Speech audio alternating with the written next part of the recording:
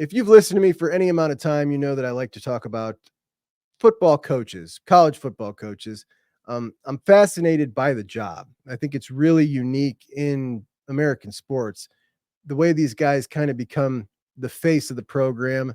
Like when you think about your favorite NFL team, I don't know what pops into your head, but when I think of the Cleveland Browns, sadly, Kevin Stefanski is not the first thing that comes into my head. But when I think of Florida State, I think of Mike Norvell. When I think of Georgia, I think of Kirby. When I think of Texas, I think of Sark. You know what I mean? Like college football coaches become the face. They become either lionized by their own fan bases or absolute pariahs. It just doesn't feel that way in other sports to me. There's parts of the college coaching job that are way more in depth and in detail. Just so many other facets to their job than there is in other sports when it comes to like raising money and politicking for NIL. Like this is part of their job now, setting up infrastructure to evaluate potential transfers, just these new things that keep popping up into the gig, back channeling with transfers, coordinating with your NIL partners for your own roster management, for recruiting out of the portal, for recruiting out of high school, recruiting your own roster, keeping those guys home. So much stuff. Keeping good coaches happy. You got that at every level, but it just seems to be so different at the college level where these guys, you look at Saban, a respected coach in an organization, and now everybody wants to come take your guys. And every 2 years, he's getting new coordinators and new assistants everywhere. Keeping up a network for your inevitable replacements. I mean, it's so much stuff that other sports head coaches don't have to deal with. It's just a fascinating gig.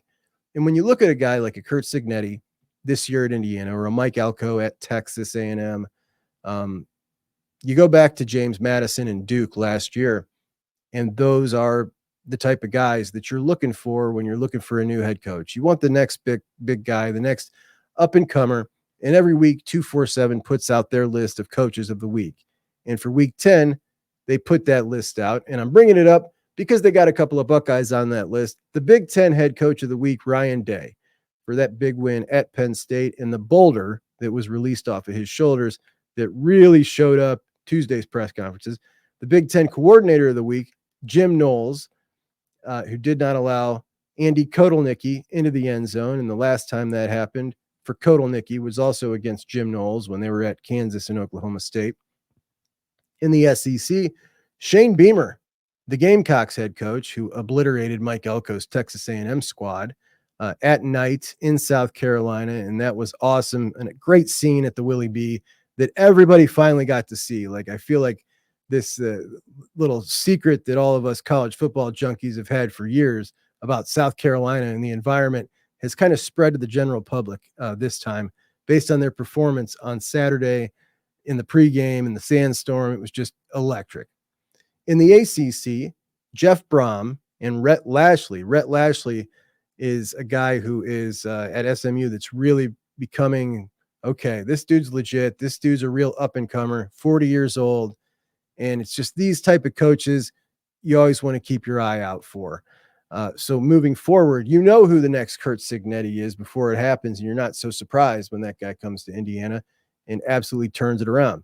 Joey McGuire at Texas Tech gets the Big 12 honor. Willie Fritz at Houston gets the honor down there for knocking off Kansas State in the Big 12. In the MAC, Toledo's Jason Candle. This is another coach from the Mount Union pipeline. Goes to Toledo just like Matt Campbell did.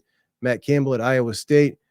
He's going to be pursued by some heavy hitters again. And remember, this is the second time around. The first time around was when Urban Meyer retired and it was passed on to Ryan Day. At that point in time, Matt Campbell was a head coaching candidate for a lot of big time jobs. He didn't take it.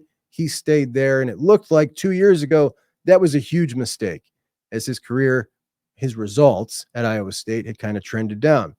Now they're back up, as is his stock, and people are going to come calling. And that's pretty interesting. But when you look at these guys, Conference USA, Rich Rodriguez, Jacksonville State, and they beat Liberty.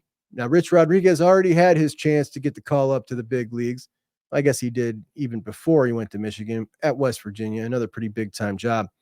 But those guys, the Jason Candles, the Rhett Lashleys, Those are the type of guys that we're going to see be the next Mike Elkos, be the next Curt Cignettis, and Jeff Traylor. Don't want to not include him. UTSA out of the American Athletic Conference, he wins that award for them. That's another guy that's been incredibly successful at UTSA. He's going to get a pretty big job pretty soon, as is GJ Kinney, his protege at Texas State. This guy at Texas State, when we want to talk about roster management in terms of a young, energetic guy who knows how to get players, he got a bunch of dudes to come to Texas State, which is a school I bet 50% of the audience of even college football junkies has never heard of. Texas State. They've got players at Texas State, thanks to GJ Kinney, who's now showing his coaching chops, and he did so last year in his very first year. So a lot of up-and-coming coaches, and that stupid who you going to get conversation should never be, okay, let's look at the top 5 coaches in the country and say, well, can we get him? I don't think he'd come. Can we get him? Nah, he wouldn't come. I wouldn't want Brian Kelly. You know what I mean? That conversation's garbage. By the way, I talked to Chris last week about Timmy Chang. Timmy Chang is a former quarterback from Hawaii, and Dylan Gabriel passed Timmy Chang for second in all-time yardage in NCAA history. So I was telling Chris about Timmy Chang and watching every weekend for a couple of years there. You could watch, ESPN would always show, it seemed like, the Hawaii game. So after the West Coast game, right? After late night Pac-12 after dark, Pac-10 back then, you could watch Timmy Chang in Hawaii. They would play it every week. It would start at like 2 a.m. And if you were getting your clock cleaned in gambling, you could try to win it all back with Timmy Chang in Hawaii, and he would usually oblige. So I was always a big fan of Timmy. And I'm reading this list here about coaches of the week last week. And sure as crap, Timmy Chang pops up on that list. He's the head coach at Hawaii. I didn't even know. Congratulations, Timmy Chang, my man. Love that guy. So